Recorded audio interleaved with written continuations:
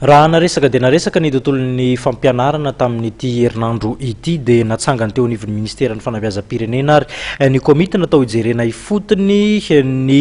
fanarahan'ny sekoly iray fenitra na tsy na ihany koa zany ny fijerenan'ny pitsopitso no ho an'ireo sekoly vao hitsangana eto Madagasikara. Nandray ny fanapahan-kevitra ny ministra tompona andraikitra Andriamatoa Paul Rabary io araka izao fanazavana zao. Famitsangana ny ministera amin'izao fotoana izao komity iarahan'ny Ciscoa Drenna iarahan'ny ministera forbea MEP ihany koa dio fa ny office national des écoles privées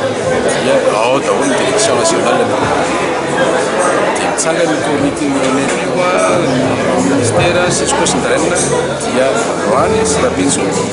dia midina jiry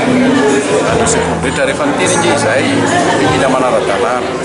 misy sekoly enjany tsy manara-dalàna nefa niteny izany katsika fa misy mitratra hoe miteny dia tsy misy toia fa io misy fandamina sy fandradana asa daholo ao anatin'izao fotoana izao zany dia misy descente ohatra herinarosy satria ny autorisation d'ouverture au niveau primaire dia ny Cisco manao azy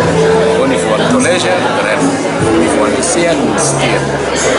arotadiova ny autorisation d'ouverture dia karazana contrat omena autorisation nareo miezaka manatsara rehefa autorisation omena dia afaka sotomina ihany koa rehefa tsy afapo amin'izay zavatra misy dia ny fotony